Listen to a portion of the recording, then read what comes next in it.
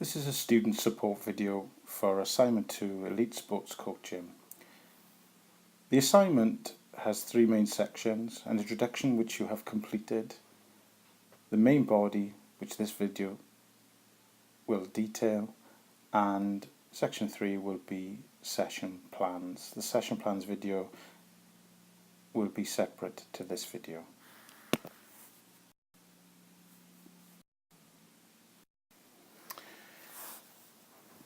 This section clearly needs to identify the specific period of the year that your athlete will be training for.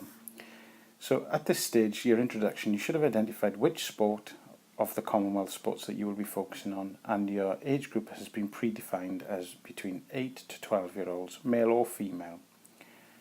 Now we've identified some of those planning principles used in long-term athlete development, I'd like you to consider planning and identifying the key issues in planning for a periodized year. We're not going to attempt to do the entire annual cycle, but I would like you to focus in on one particular element. So in the introduction to this section, I'd clearly like you to spend a very brief account of what the annual cycle may look like, no more than a couple of hundred words, and I'd like you then to focus in on one particular element and detail the planning principles for that one key element. So just as a reminder, periodization is planning for long-term variation, and the key issues are, in terms of planning, are for volume and intensity of training. We also need to consider the long-term athlete development principles here of chronological as well as emotional development principles for the age group you've identified. The key elements I will be looking for in your detail, so beyond the introduction to this section, which should just give an overview of what an annual cycle may look like for an athlete in the given sport at a particular age group, I will be looking for key discussions around training specificity, so what specific elements of the sport do we need to consider and train the athletes in, bearing in mind they have a specific age group, and chronological and emotional. Specifically identify the intensity and volume in each stage or the stage you're focusing on, and I'd like you to consider what types of activities should be involved in the session plans given the stage of development, both emotional and physiological. And I'd like you to consider what stage of the season you're at, so that your session plans clearly identify. I don't want the detail of your session plans in this section, but I want you to consider the planning principles for your session plans. What would be the blueprint or guide for all 6 to 10 of your session plans? So for example, the general conditioning, sport-specific activities, and resistance training, if anything, or other types of training. So for example, speed endurance, speed development, speed agility quickness. I'd like you to consider that. Plus also I'd like you to consider what skill development, because we're dealing with the 8 to 12-year-olds, so skill development is still very much part of the planning considerations here. So in terms of specificity, what skills would we need to be focusing on generally for an 8 to 12-year-old, and how can we enhance that through a pre-season or in-season phase?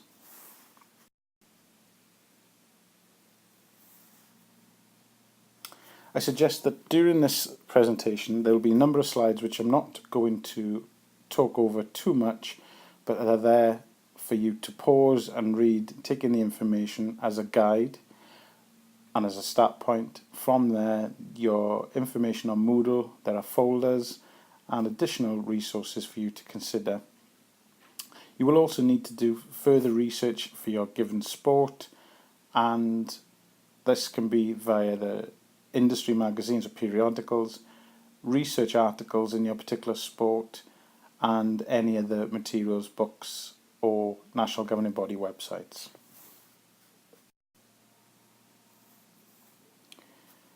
What will need to be clearly identified in this section, beyond the phase of training that you've identified, you will need to clearly identify the training and exercise intensity and volume for your particular age group at the particular stage of the season. This will be paramount, and if you fail to clearly identify, this will result in lots of marks.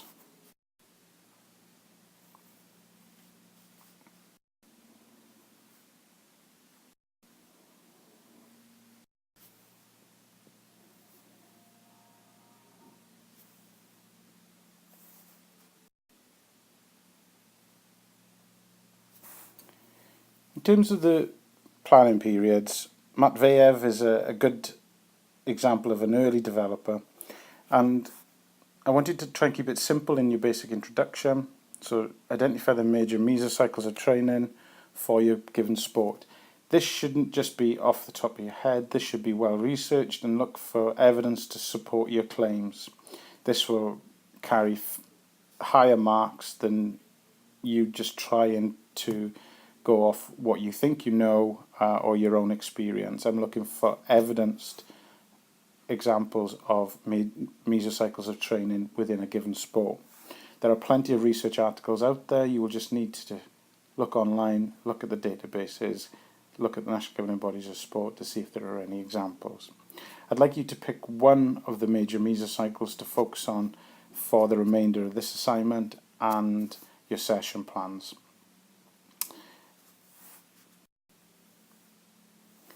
Preparatory or in-season and transition and competition will be the easier focus than the finished transition period or the rest period. I would suggest that because we're dealing with younger age groups, the preparatory and competition periods would be the easiest to focus on. That being said, competition phases, you'd also have to bring in ideas around tapering and other planning considerations leading up to games or competition stroke events.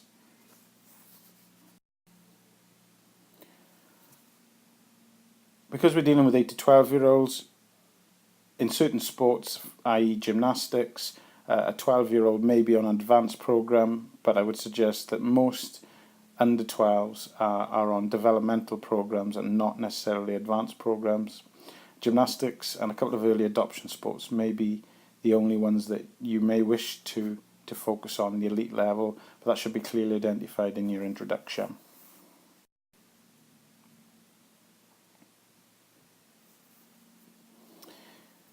Because we're looking at one mesocycle, your session plans should clearly identify that they're in that mesocycle, and the remainder of this section should clearly identify the planning principles that guide your thinking for those session plans. Again, I'm not looking for you to detail the specifics of your session plans in this section, but the planning principles and key considerations that you have to think about in the planning of those 6 to 10.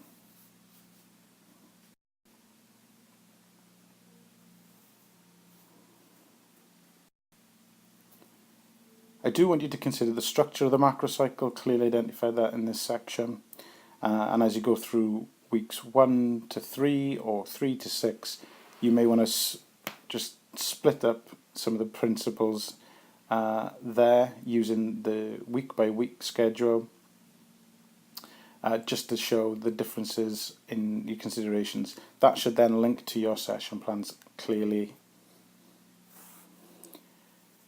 Within those discussions, e.g. weeks 1 to 3, you may look at general conditioning principles and skill development parallel to that, but the general conditioning principles need to be clearly identified, so they need to be specific to the sport or the positions that you're focusing on, and clearly evidence that with appropriate referencing.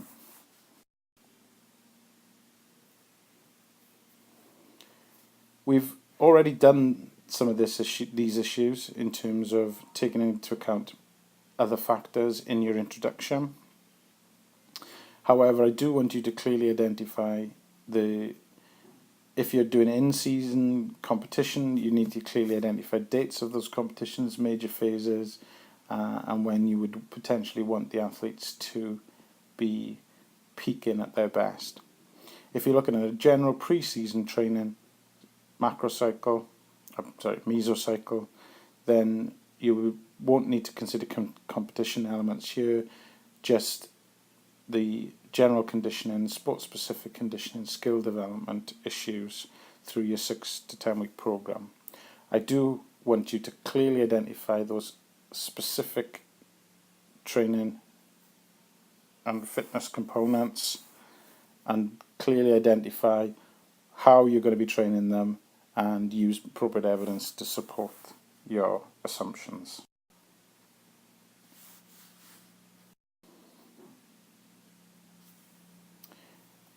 Over the next few slides, I won't be talking, just use the slides, pause them, take them in as a start point to help you make a decision on what phase mesocycle that you would like to focus on.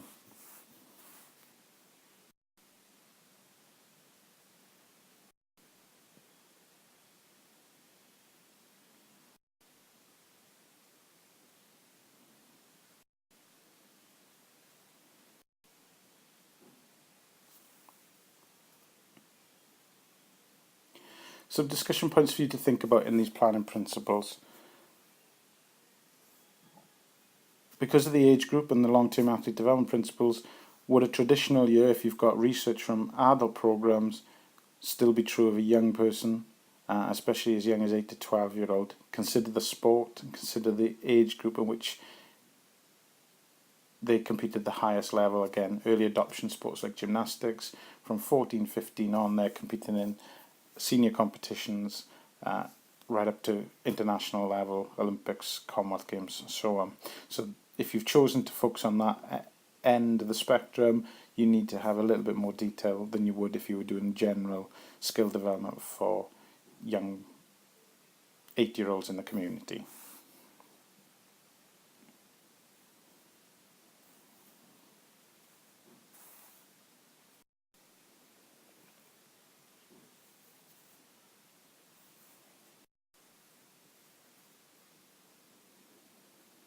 So your process of planning for your session plans, we should clearly use the guiding principles that you've identified about where we are, where we want to be.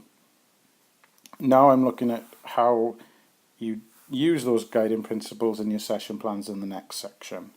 Everything in those session plans, as you'll hear in the video, needs to link back to the guiding principles you've identified in this main section.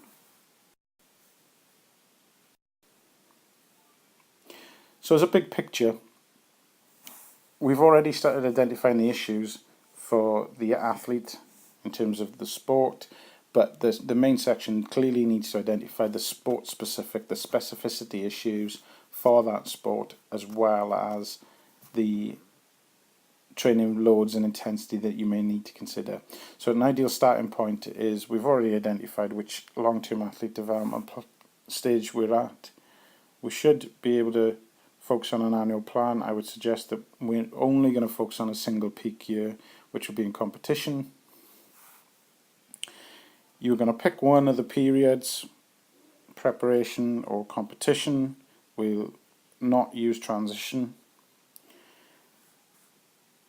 And in the preparation phase, as an example, the general and specific training principles, including skills, need to clearly be identified so we can use those guiding principles when looking at your session plans.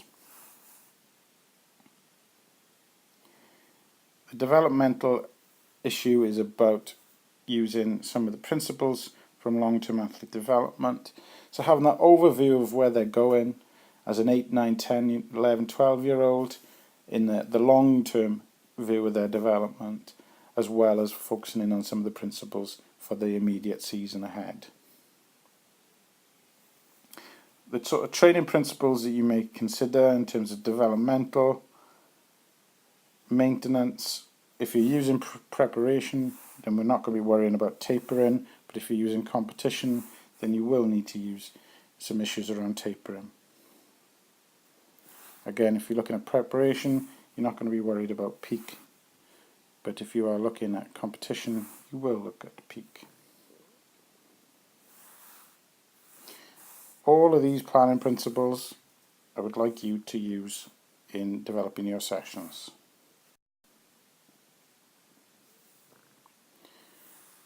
we know these things already, as you've clearly identified the context in your introduction. But I do need to see evidence in this section of the sport, particularly age group specific. I certainly want a big section on, so a couple of hundred words on technical skills that need to be focused on, and physical demands. So break down the major energy systems, specific requirements of the sport, use evidence to support your assumptions, and also put that into context of the athletes you're working with. We're not going to worry about goal setting at this stage.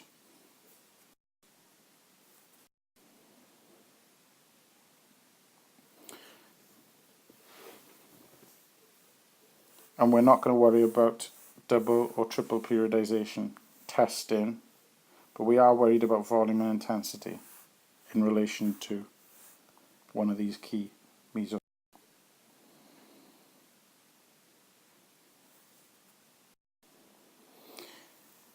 So essentially this section is looking at building on your introduction, clearly identifying the needs of the sport, as well as in terms of skills, tactics, and general physical abilities.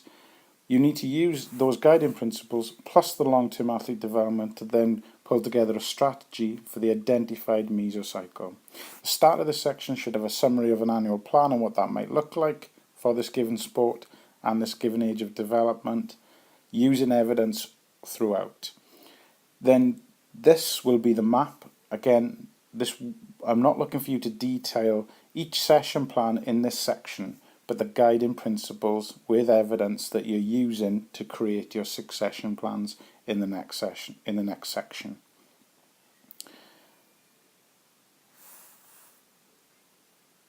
So these session plans should clearly identify the training unit, training principles that you've identified in their creation, and I should be able to link those back to the content of this section.